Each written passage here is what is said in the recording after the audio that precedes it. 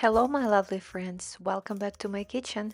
Today I'm making one of my favorite cozy meals, a leftover meat pot pie with a super soft biscuit topping. This is the perfect way to use leftover turkey, chicken, beef, or anything you have in your fridge. It turns simple ingredients into a warm, creamy, comforting dinner. So let's get started.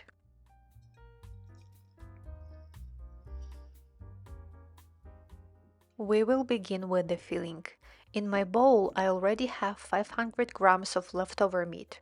I had brisket, so I just shredded it. But you can also cut your meat into bite-sized pieces or shred it, whatever texture you prefer. Use anything you have on hand.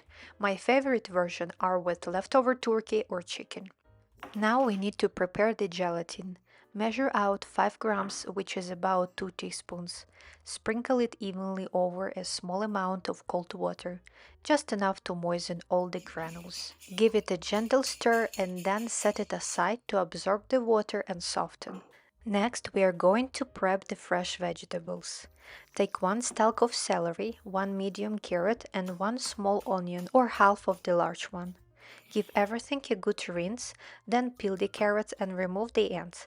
Trim the celery as well. Now dice all three into small even pieces.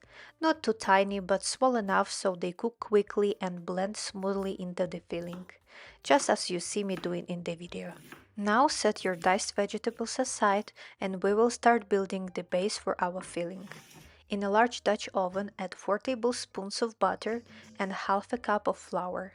Melt the butter over medium heat and stir it together with the flour.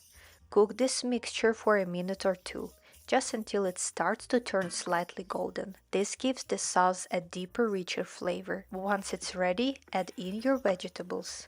Give everything a good stir and let them saute for a few minutes. We are not trying to brown them, just soften them and bring out their flavor. Next, start adding your stock, about 2 cups in total. If you're using beef leftovers, use beef stock, and if your meat is chicken or turkey, use chicken stock. Pour it in slowly while stirring so the sauce turns smooth and creamy without any lumps. Now season the sauce with 1 teaspoon of salt and a pinch of black pepper. Give everything a good stir. Then add your vegetables, about 1½ cups of frozen mixed veggies. They can go straight from the freezer. Stir them in and let everything warm through. Now add quarter teaspoon of thyme and 1½ teaspoon of Worcestershire sauce and mix well again. Let the filling cook for a few minutes until the sauce thickens and becomes silky. Now add your prepared meat and mix everything well. Let it simmer for another minute or two so all the flavors come together. When it's ready, turn off the heat and add the bloom gelatin into the warm filling. Stir it until it melts completely and the sauce becomes silky and rich. Okay, our filling is ready. Now take the baking dish you're using, mine is a standard 9 to 13 inch rectangle dish, and carefully transfer all the filling inside. Spread it out evenly and set it aside. Now let's make the biscuit topping.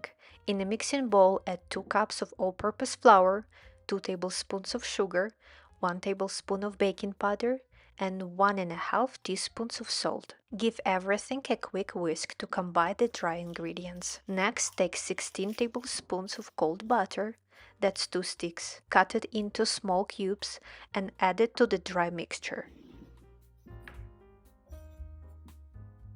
Use your fingers or a pastry cutter to work the butter into the flour until you get a crumbly, sandy texture with small pea-sized pieces of the butter throughout.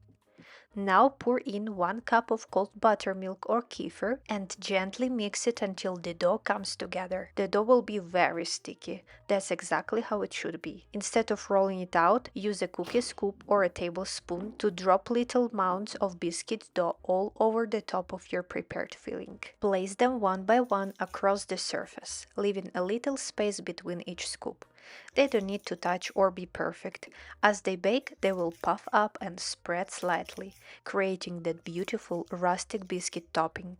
Once all your biscuit dough is arranged on top, your pot pie is ready for the oven. Place the baking dish into a preheated 400-degree Fahrenheit oven and bake for 40 minutes to 1 hour, or until the biscuits are puffed and beautifully golden on top. If the biscuits start to brown too quickly, just loosely cover the top with a piece of foil.